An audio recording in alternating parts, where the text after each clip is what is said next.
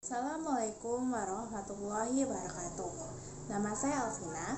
Pada video kali ini saya akan menjelaskan tentang pemahaman saya tentang pertama, pengertian akhlak dan keutamaannya. Menurut bahasa atau etimologi, akhlak ialah bentuk jamak dari kuluk yang berarti budi pekerti, perangai, tingkah laku, atau tabiat. Akhlak juga dapat disamakan dengan kesusilaan, sopan, atau santun. Akhlak ini merupakan perilaku yang tampak terlihat dengan jelas baik dalam kata-kata maupun perbuatan yang termotivasi oleh dorongan karena Allah. Akhlak dalam agama Islam sendiri bersumber pada ajaran Rasulullah dan Allah Subhanahu wa Ta'ala. Akhlak itu sendiri terbagi menjadi dua, yaitu akhlak terpuji dan akhlak tidak terpuji. Akhlak mulia menurut Imam Al-Ghazali ada 4 perkara, yaitu bijaksana, melihara diri sendiri dari sesuatu yang tidak baik, keberanian menundukkan kekuatan hawa nafsu, dan bersifat adil. Jelasnya ia merangkumi bahwa akhlak adalah berbakti pada keluarga dan negara, hidup bermasyarakat, berani bersilaturahmi, berani bertaruhkan nyawa untuk Islam, untuk agama, senantiasa bersyukur dan berterima kasih, sabar serta ridho dengan kesengsaraan, berbicara benar, dan lain sebagainya. Akhlak yang baik dapat diwujudkan dengan kita dapat mendekatkan diri kepada Allah Subhanahu wa Ta'ala dan menjalankan perintahnya serta menjauhi segala larangannya. Sedangkan akhlak yang buruk itu berasal dari penyakit hati yang keji, seperti iri hati, dengki, sombong, munafik, bersangka buruk, dan penyakit hati lainnya. Keutamaan akhlak menurut saya, dengan mempelajari akhlak kita dapat menjadi pribadi yang lebih baik lagi dan tentunya kita dapat meneladani Rasulullah SAW sebagai teladan utama kita. Meneladani akhlak Rasulullah sangatlah penting karena Rasulullah merupakan panutan utama bagi kita umat muslim. Rasulullah sebelum bertugas menjalankan akhlak, beliau sendiri sudah berakhlak sempurna. Berikut akhlak Rasulullah, 4 lambang akhlak Rasulullah yang dijelaskan. Yang patut kita teladani pertama itu sidik, yaitu jujur. Sikap jujur adalah sikap yang berpihak kepada kebenaran, di mana Nabi tidak pernah melakukan kebohongan. Kedua, amanah. Sikap ini lebih kepada tanggung jawab, menunaikan kewajiban, melaksanakan janji, menunaikan komitmen, dan bertanggung jawab atas tugas yang dipikul. Ketiga, yaitu tablik. Sikap ini fokus kepada penyampaian seruan yang hak atau penyampaian kebenaran. Keempat, fatonah. Ini menyangkut sikap yang cerdas dan kepahaman terhadap sesuatu, kondisi dan situasi. Nabi bertampilan cerdas dalam bertingkah laku. 2. Adab atau etika belajar dalam Islam. Dalam Islam, perbuatan baik dan buruk manusia lebih dikenal dengan istilah akhlak, bukan etika. Akhlak dan etika memang seringkali diartikan sama, padahal keduanya memiliki perbedaan, khususnya terkait dengan penentuan baik buruknya suatu perbuatan manusia. Baik buruknya akhlak ditentukan oleh ajaran agama, dalam hal ini Al-Quran dan As-Sunnah, sedangkan baik dan buruknya etika ditentukan oleh akal pikiran manusia. Dari segi etimologi atau asal kata, istilah etika berasal dari kata Latin, yaitu ethikos, yang berarti kebiasaan. Dengan demikian, menurut pengertian yang asli, yang dikatakan baik itu apabila sesuai dengan keadaan masyarakat.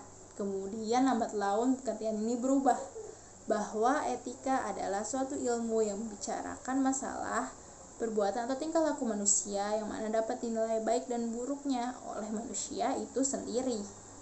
Sedangkan belajar adalah suatu proses atau usaha yang menjadi dasar atau fundamental dalam pendidikan setiap individu. Dengan adanya belajar, setiap individu mengalami berbagai perubahan baik dalam tingkah laku, pengetahuan, pola pikir, keterampilan, dan hal lainnya berkaitan dengan kehidupannya. Dan menurut Hildegard, belajar adalah proses di mana suatu perilaku muncul atau berubah karena adanya respon terhadap situasi. Dalam perspektif agama Islam, Belajar merupakan kewajiban bagi setiap individu yang beriman untuk memperoleh ilmu dan pengetahuan. Belajar juga wajib dituntut sampai akhir hayat. Etika belajar dalam Islam. Seorang yang mau belajar terlebih dahulu harus menyucikan jiwa dan dari segala bentuk akhlak yang tercela. Seorang menuntut ilmu hendaknya mengetahui suatu ilmu dengan tujuannya, agar dengan demikian ia dapat mendahulukannya dekat sebelum yang jauh. Dan suatu yang sangat penting adalah memenuhi kepentingan sendiri. Tidak ada yang lebih penting untuk Anda selain keselamatan dan kesejahteraan di dunia dan di akhirat. Imam Nawawi berpendapat seorang murid haruslah pertama, hendaklah peserta didik menjauhi hal-hal yang menyibukkan kecuali karena merupakan kebutuhan. Kedua, membersihkan hati dari kotoran-kotoran dosa supaya hati menjadi baik untuk menerima Quran, menghafalkannya dan menghafalkannya. Ketiga, hendaklah peserta didik bersikap tawadu terhadap pendidiknya meskipun pendidiknya lebih muda darinya, kurang tersohor, lebih rendah nasabnya, dan hendaklah peserta didik bersikap tawadu terhadap ilmu, karena dengan sikap tersebut peserta didik akan mendapatkan ilmu. Lalu yang selanjutnya pemahaman saya tentang 3 etika beragama, berbangsa, dan bernegara dalam Islam. Dalam bahasa Inggris, istilah bangsa dikenal dengan nama nation, yang memiliki 2 pengertian, yakni pengertian antropologis dan politis. Dalam pengertian antropologis dan sosiologis, bangsa adalah suatu masyarakat yang merupakan suatu persekutuan hidup yang berdiri sendiri dan masing-masing merasa satu kesatuan ras, bahasa, agama, sejarah, dan adat. Adapun yang dimaksud bangsa dalam pengertian politik adalah masyarakat dalam suatu daerah yang sama dan mereka tunduk kepada kedaulatan negaranya sebagai suatu kekuasaan tertinggi. Dengan demikian dapat dikatakan bahwa bangsa adalah sekumpulan manusia yang memiliki kesamaan sejarah, asal keturunan, agama, adat, dan istiadat dalam wilayah tertentu dan jangka waktu tertentu. Dari penjelasan di atas dapat disimpulkan bahwa etika berbangsa dan bernegara adalah suatu aturan yang merupakan keharusan bagi seorang warga negara dalam menjalankan aktivitasnya dalam berbangsa dan bernegara.